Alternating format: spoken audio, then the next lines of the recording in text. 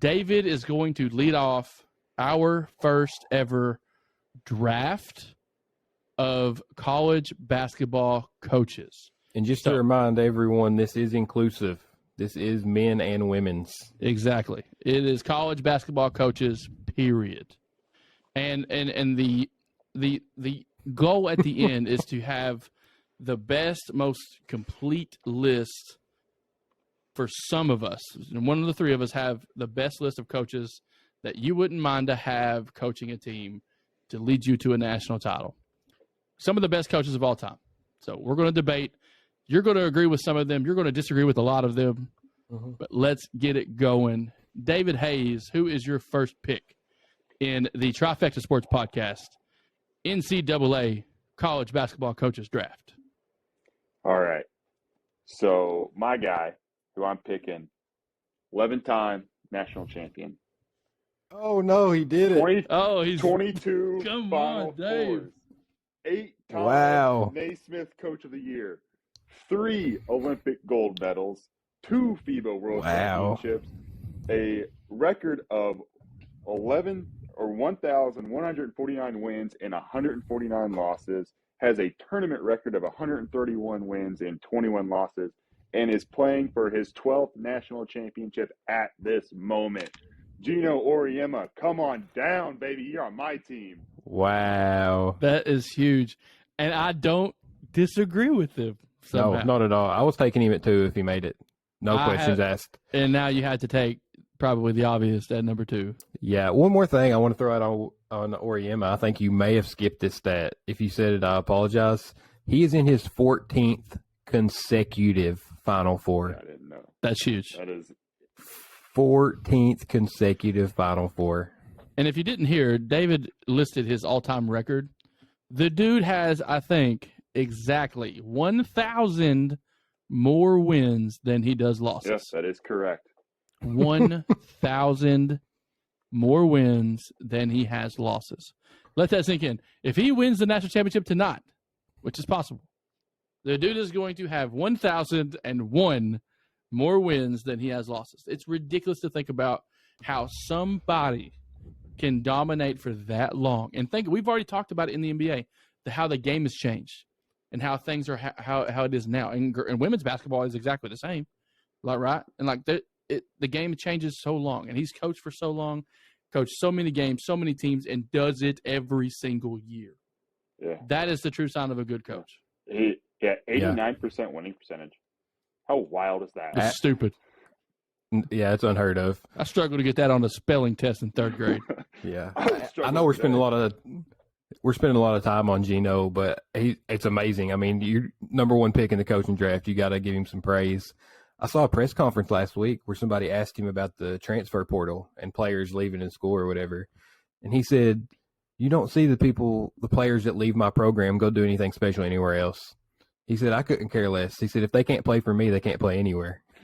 Like, he just doesn't care. He's playing with the kids he has, and he's making them the best team in the nation every year. Mm-hmm. Yeah. And women's basketball has gotten more competitive over the last few years, too. Which makes things a little harder and makes it even more impressive that he's figured it out, and now he's back on top again, depending on the results of tonight. Yep. But anyway, Coop, pick number 2 goes to you, my friend. Yeah, I got to go John Wooden. There's no way to pass this guy up, and I think there's only one stat that needs to be said. That's 10-0 in national championship games. 10-0. If he gets to the championship, he's winning. 7 straight. Yep. So go ahead, Coop. I was just going to say he's had some of the greatest players of all time, and I got his book right here sitting behind me. It's one of 3 I've got on the shelf. So, I mean, he's just an inspiration. Great captain for my team. Yeah. Just a quick shout out to him, though. When I was doing my research for this, I didn't realize that he was the 1932 Player of the Year at Purdue. He was a 3-time All-American, and he was the first ever person in the Naismith Hall of Fame as a player and a coach. You hear about John Wooden as the coach. He's a pretty damn good player, too. Yeah. I never knew that. A lot of the coaching philosophies nowadays are derived from the things John Wooden said. Now, you can sit and argue that the game has changed. John Wooden played with a bunch of white kids in a white game. and just dominated with, a few good players. But competition in any sport is difficult, and doing it consistently, like we said with Gino Auriemma, with John Wooden, doing it consistently, no matter who you have on the team for decades, that's a ridiculous stat. So yeah, and they banned the dunk for Kareem whenever he was playing for UCLA. So they're literally changing rules because UCLA was too good. Yep. All right, moving on to my pick. I get 2 in a row. Okay, I'm the third pick. I get the first pick of the second round coming back through. I'm ready for you to blow this so I can get my next pick that I want. Yeah, you're probably right. There's 3 people I can pick from. The first one I'm going to go with is Coach K. I think. No, great career. I'm not going to boo the guy. I can't. He's top 3. Has to be top 3. 5 titles, 12 Final Fours. Just recently with his last run. Love him or hate him, you have to respect the work he's put in for so many years. Even when the game has changed, like we've said it before, winning college basketball championships is hard. No matter who you are, no matter what teams you have, what players you have, future pros that are on your team, it's hard. He missed out on a lot of championships. But like I said, it's difficult to win the NCAA tournament. So Coach K is the final pick of the first round. Now, I'm going to go with a little sleeper here, and there's a couple reasons why on the second round coming through. I could go with, a Kentucky coach through and through, and there's one at the top of the list that should be named in this draft very soon after this, but I'm not going to go that route. I'm going with Pat Summitt. The reason I'm going with Pat Summitt, another women's coach. 8 titles, 8 national titles. Mm-hmm. Gina Auriemma has 11. Pat Summitt changed the game when it comes to women's basketball. She made it where those girls got the spotlight. She was the face of women's college basketball for the longest time, and all you heard about was Tennessee basketball, Tennessee women's basketball. We had girls growing up when we were in school that loved UK men's basketball but loved Tennessee women's basketball, and my wife being one of them. Here's the reason why I'm picking her as being my first pick of the second round. And it's not because of her accomplishments on the court.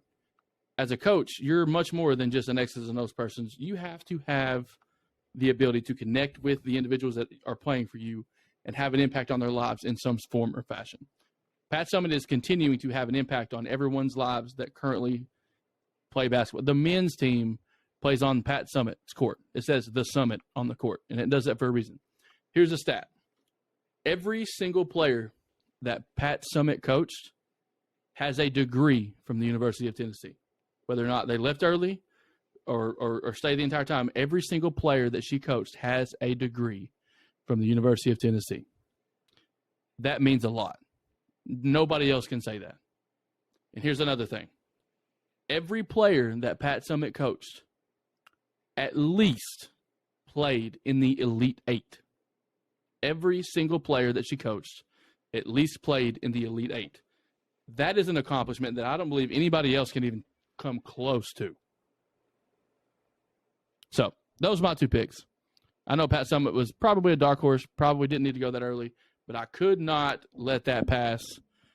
The graduation thing and all those guys or all those women having a degree after playing basketball and she being the one to push that and letting them know that basketball is not going to be there forever. You have to have a backup plan once you're done, especially in the world of women's basketball, which you go to the WNBA, you're making not a lot of money. I don't know the stats right off the top of my head, but that's a big difference. That's huge for the game of basketball. And I think she has a huge impact on the game, and that's my pick for the first pick of round 2. Yeah, I don't think there's any argument there at all. I think Pat Summitt is far from a dark horse. I think she's a great pick at number 4 overall. And on Coach K, I'm the Carolina guy on the show. Nothing but respect for Coach K. Have no problem with him. The things he's done, absolutely amazing. The relationship he still has with those players. I mean, you hear watching the game last night, the way Grant Hill talks about him afterwards, hasn't played for the guy in 30 years. And you can just still see the respect and admiration he has for him. And then every question he had after the game, it's not about me, it's about these kids right now. I need to make sure these kids are all right. You know, half those guys are only there for 1 year. They've got 4 first-round picks on that team, and his priority after 42 seasons on that sideline is these kids. And you just echoed the same thing with Pat Summitt, right? That was her priority. It was those kids. So that being said, I'm going to move into my pick, and I'm going to get into the other side of that rivalry. I'm going to go ahead and grab Roy Williams while he's still on the board. I got to take my boy Roy. He was great at 2 different schools, and I think that's something that he's the only coach in this draft, I believe, that's going to have that distinction. He made 9 Final Fours, 4 at Kansas, 5 at Carolina, 3 titles at Carolina, and he's the most successful coach in the recent era of the coaches we're drafting. He's done it closest to what we're saying is the modern game, right? You look at the past 10 years or so, let's say 15. Roy's got 2 titles in that time. Other coaches up there, Boeheim, Izzo, Krzyzewski, like he's just kind of outperformed them during that time. I love the guy. I love his attitude. I love his dadgummits. Everything about Roy, him in the stands during the NCAA tournament has been my favorite thing to watch, his face after every game. So I'm happy to have him in the second chair on my bench. Yeah, it's a good pick. I think I would have had a really hard decision on my plate for the third round if you hadn't taken him there. Yep. All right, moving on, Dave. Who you got? All right. This is a no-doubter for me. Kentucky guy through and through. Give me the Baron of the Bluegrass, Adolph Rupp. 4-time national champion, 6 Final Fours, won 1 NIT title. I'm not really sure when the NIT and the NCAA kind of, those 2 tournaments became different. 27 SEC titles, 5-time Coach of the Year, and an overall record of 876 wins and 190 losses. And he played under the historic Bog Allen at Kansas. You know, this is the guy. He's got Rupp Arena. You know, I think there's very few arenas in America where you say the arena and you instantly know that the history behind it. And, you know, Adolph Rupp is the easiest second round pick for me. Thank you guys for sure. Leaving him for me. That was too easy. As long as somebody took him fairly early, I think our listeners would be happy and pleased. Yeah. All right. And then kind of sticking with the rivalry theme for my last pick, I'm going to take the bad boy of college basketball, good old Bobby Knight. Yeah, great pick. 29 years at Indiana, 902 wins, 371 losses. He was the 1960 NCAA champion playing with Ohio State, 3-time national champion, went to 4 Final Fours, 3-time Coach of the Year, won an Olympic gold medal, had the last perfect season in college history in 1976 with the Hoosiers.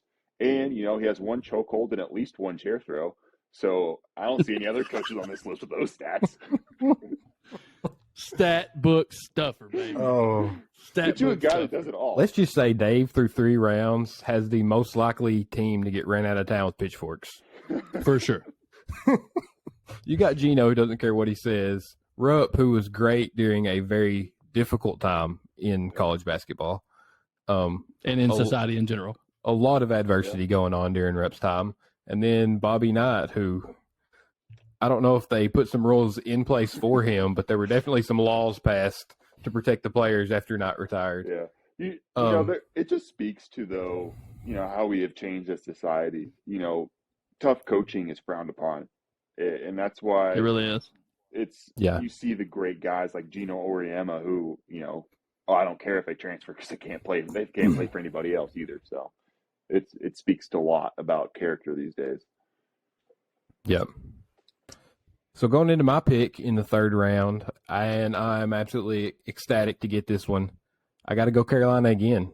And the fact that we have 2 coaches up there, let's go Dean Smith. 11 Final Fours. All right. And then also gave us the joy that is Roy Williams, right? Roy went to college at UNC, tried to walk onto the basketball team, didn't make it, would not leave Dean Smith's practices. sat up in the bleachers for a year, taking his own stats on a notepad, and finally Dean added him to the coaching staff. That's how Roy Williams got his start. And Consistent. for him to do that, and literally, you just said we had rules changed because of Wooden. We had rules changed because of Dean Smith. There's no shot clock without Dean Smith in the four corners offense. The things he did and the style he had, like it was Dean's way, right? Yep. It was the Carolina way. He benched Michael Jordan. Told him, Michael, if you can't pass, you can't play for me. Like that kind of guy. That's who I want on my bench. I need that kind of intensity. I need that mindset. So sitting here with Wooden, Smith, and Roy Williams, I feel like I've got the early lead on this draft. Yeah, you definitely leave me with some choices to make. I have a list of 13 coaches here. We've picked 1 through 7 with another one that I had later on down the list. So I'm going to pick between 3 different people here, and I've got 2 picks in a row that round out my draft, and I'm thinking about going with a relatively new name on the list. I'm going to go with Jay Wright, as I know he's. There are other coaches currently with more qualifications. There are other coaches that have coached before him with more qualifications. But what he's done with the Villanova Wildcats in, I think, maybe he was there in 2001, I believe. Yeah, 20 years. What he's done with that program is unheard of. We're now talking about Villanova as being a blue blood type of program. 2 titles in the last few years, 4 Final Fours. Jay Wright has literally created a Fortune 500 company with the Villanova Wildcats, with relatively unknown players, relatively unknown recruits, playing the game like playing old school basketball in a new school basketball type of, community.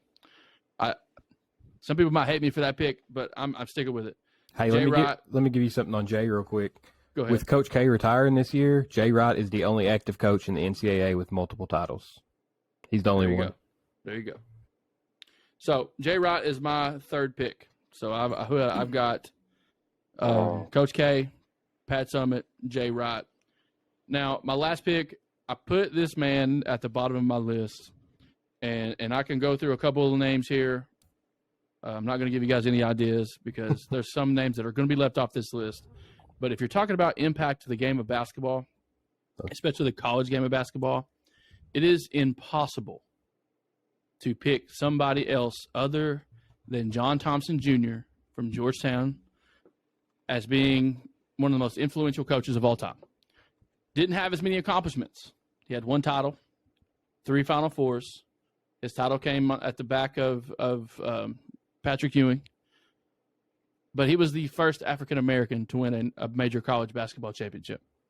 He literally laid the foundation for every African-American basketball coach and coach in general on how to be successful in a time that it was really hard to get things done just because of the color of your skin.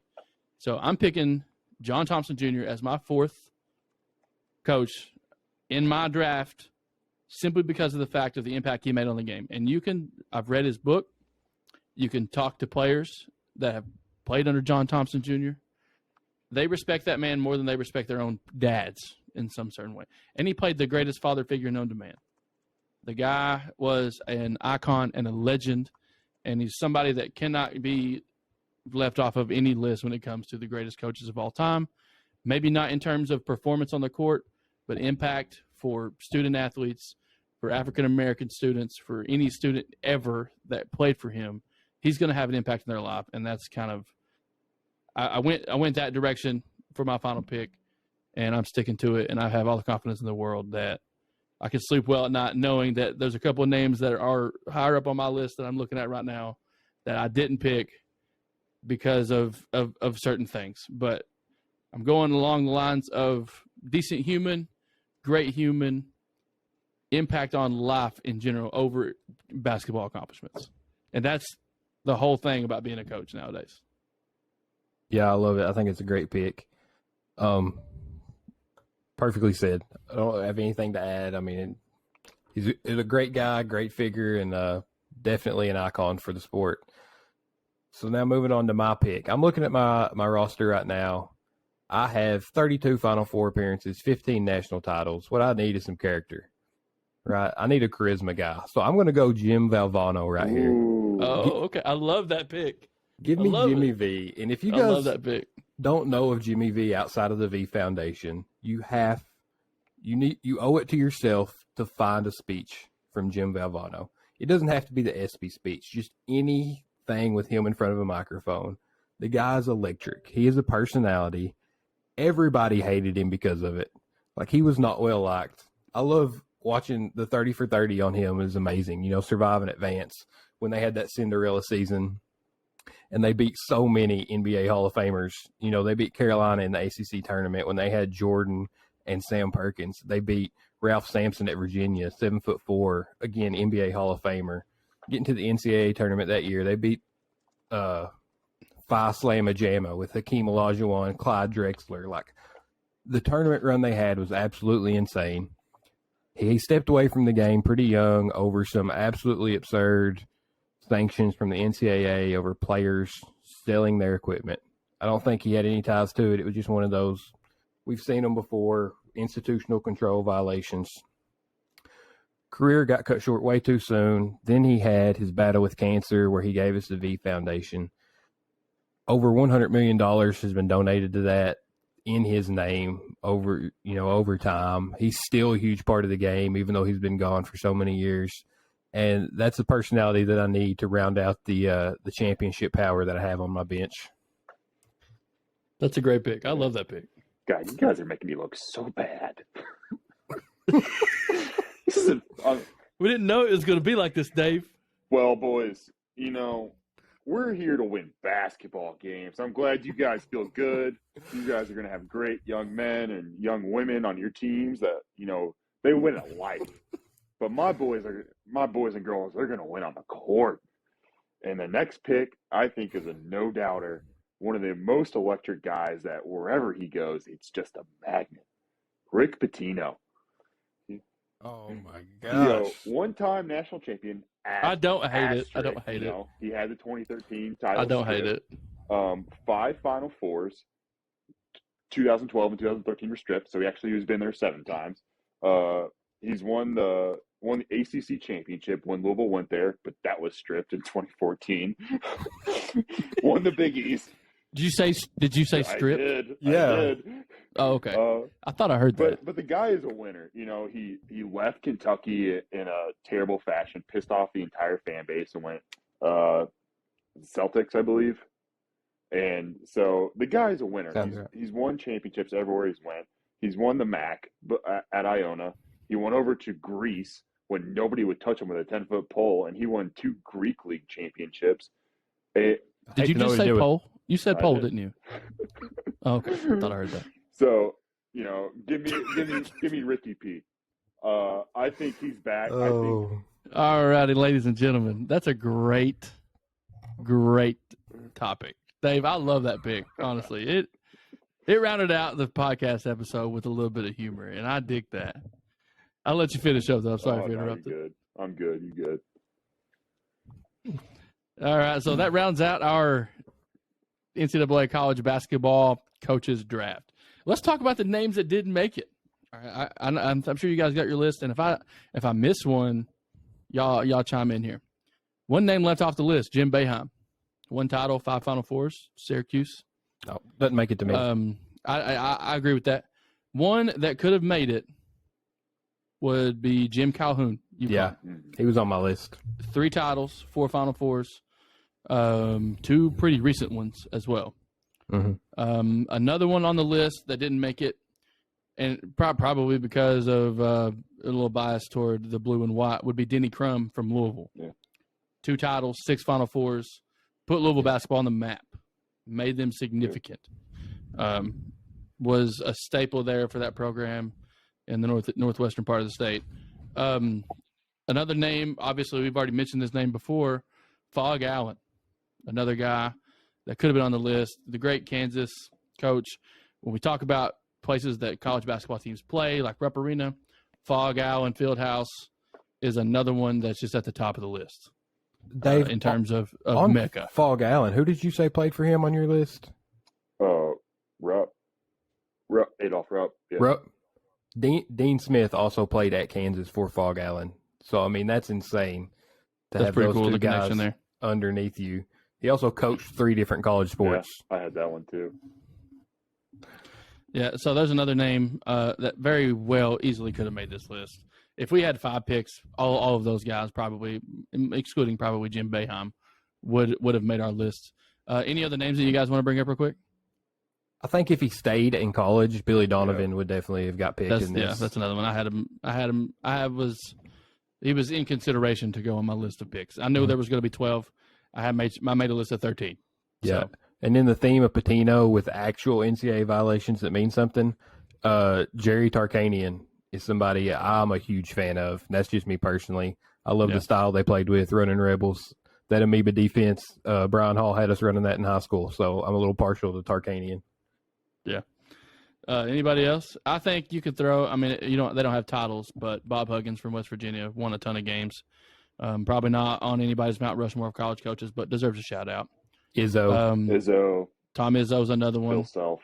He might go win number 2. Bill Self's tomorrow night. Yeah. Bill Self could easily made anybody's list today, in my opinion. Who else?